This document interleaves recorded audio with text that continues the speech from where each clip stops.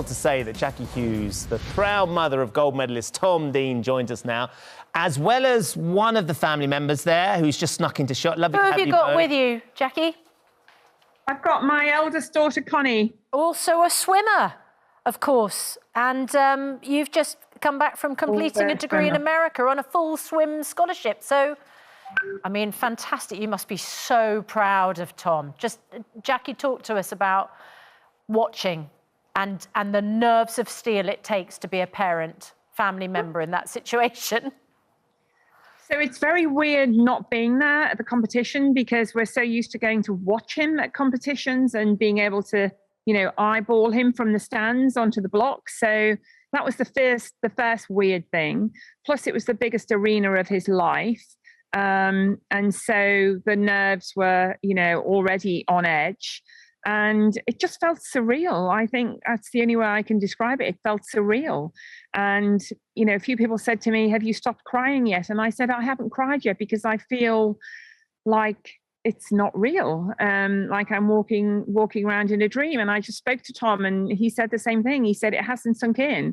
I feel like I'm in a dream. Wow. Jack, you have a little ritual as well, usually, you and Tom, when you're at meets, which, of course, you couldn't do. Just talk us through what usually happens at a meet between the two of you. So, you know, Tom's been racing for 10, 11 years now, you know, counties, regionals and so on. And we've always had this thing that he gets up onto the blocks and you'll see he has a few ritualistic moves of shaking his arms out and slapping himself. And then just at a precise moment, he looks across to the stands where I am and we give each other a thumbs up. And I said to him, you've just got to imagine, just look into the stands and imagine I'm there and I'll give you a thumbs up, but it'll be a virtual thumbs up. And so we've done that for every race in this Tokyo Olympics.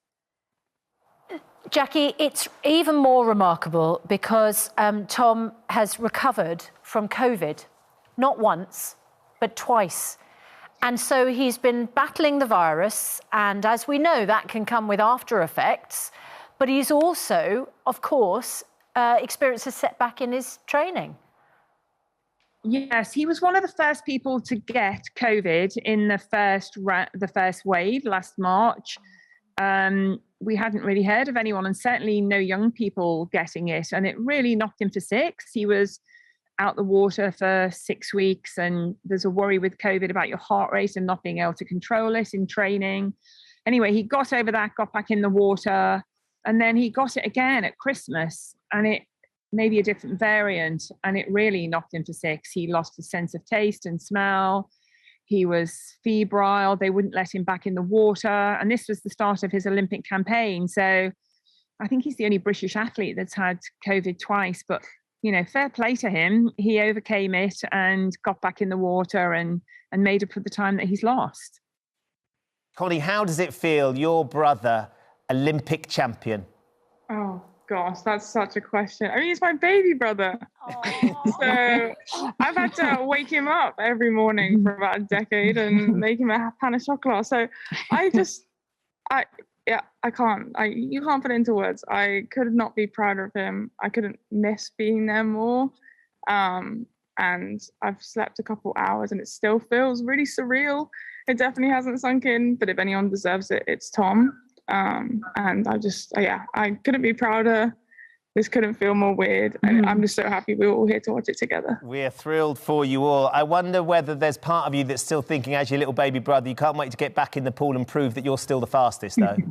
Oh, gosh, that's long gone. I think we're about 15 when that happened. I'll give it a go. He can tie, like, rocks to his feet, and I'll put on some fins. And Well, congratulations to Tom, and I'm sure the tears will come.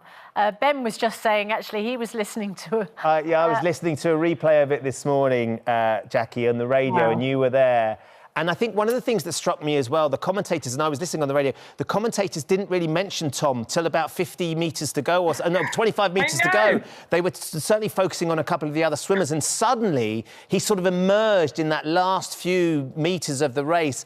And the moment he touched the side and got the gold medal, I was in tears. I just can't imagine what it's like for you.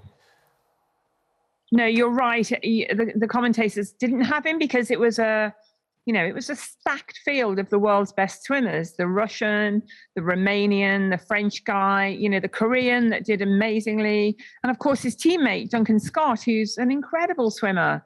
And Tom keeps his cards close to his chest. He's kept it all pretty low down. And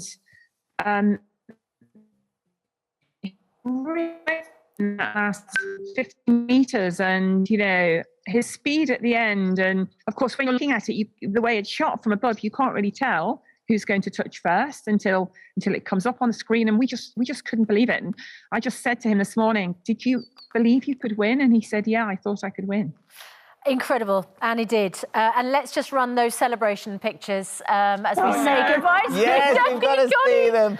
I just think the whole emotion, the entire country that were up watching this will have been feeling every single stroke and kick and gesture as you're all watching. It's just the most sensational. Oh, brilliant. Oh, there's no need to be embarrassed. We all feel it with you. No, congratulations, and phenomenal achievement. Let's cross over to Jonathan Edwards, because he knows a thing or two about medals. Former Olympic, Commonwealth, European and World champion in the triple jump. Very good morning to you, Jonathan. Good morning. I mean, it's just incredible for the individual. It's so exciting for the family, isn't it? How would you assess our performance so far as Team GB? I think it's been remarkable. I mean, if you go back to sort of the first day and Jade Jones, it was a big favourite, not doing so well, and you start to think, well, maybe this won't be a games for Team GB, but nothing of it. And it's interesting hearing Tom's mum there talk about not being out there, the normal family rituals that don't happen. And Jade Jones talks about that, the fact that her family weren't there, and I think it did knock her. So we shouldn't underestimate the challenges that Team GB are under, almost in a kind of lockdown situation there, and not the normal rituals that they have that you take great comfort in when the high pressure stakes are on. So I think Team GB are doing absolutely brilliantly. And the transformation in British sport, as we've talked about lots over the last decade, 15, 20 years since lottery funding came in, is quite incredible. And the athletes continue to perform. There's a lot of pressure, though, isn't there, Jonathan? Because, of course, if you watched it from Atlanta, there was such a disappointment. Your games in Sydney, where we started to claw some of that back, and then the investment really started to pay off. There is a lot of pressure on the athletes. There's a lot of pressure on Tom. There's a lot of pressure on the swim teams, on the taekwondo teams, because they've had the funding and they have to deliver those medals. Yeah, Ben, you're absolutely right. And I think there's been a little bit of a review that's gone on within UK sport about the pressure placed on athletes and perhaps in some cases undue pressure. But of course, funding depends on medals. And so you see not just the families, but you see the governing bodies looking at their medal prospects and seeing perhaps their job on the line. It can be as brutal as that with athletes losing funding. And I think I was kind of reading yesterday about the rugby sevens team losing their funding and the challenges that they faced. So there is a huge amount of pressure. It's not just about your own personal dreams and ambitions, the family at home watching. It is your whole sport sometimes is dependent on you doing well. Is there anybody, Jonathan, that you think we should be looking out for over the rest of the Olympics to come? That could be track and field, it could be any of the events that maybe we're not aware of just yet, but they're going to end up being a household name. I mean, it's hard to say. I mean, there's so many athletes out there. I mean, I didn't know about Tom before I woke up this morning and saw he's won a gold medal. And that's the beauty of the Olympics. I mean, I'm going to pick somebody that we all know, but this could be the race of the Olympic Games, is the women's 100 metres and Dina Ashley-Smith. And I think a year on, because of COVID, she looks like a different athlete. She's much stronger, much more focused mentally, I think. And that race could I think take the whole games by storm. And if Dina could win, that would be something. It won't be easy for her, but certainly Dina will be one to watch. Yeah, very. But as you say, and as we've seen, don't discount the ones that we don't know. We don't know yet. The unexpected. And Tom's achievement to come back from COVID twice and to be the one that the commentators weren't even focusing on. And hang on. Where did he go? Amazing. Jackie, Connie, thank you so much for joining us. Continued celebrations for you and the family and everything going forward. And I know, Jackie, I was listening to you say this morning that if anybody told me what was involved with having an Olympic son or child in swimming, you maybe never would have signed up to all the meets and all the travelling and all the commitment. So hopefully you feel like it's worth it today, certainly. And you've done it with multiple children. Yes. Thank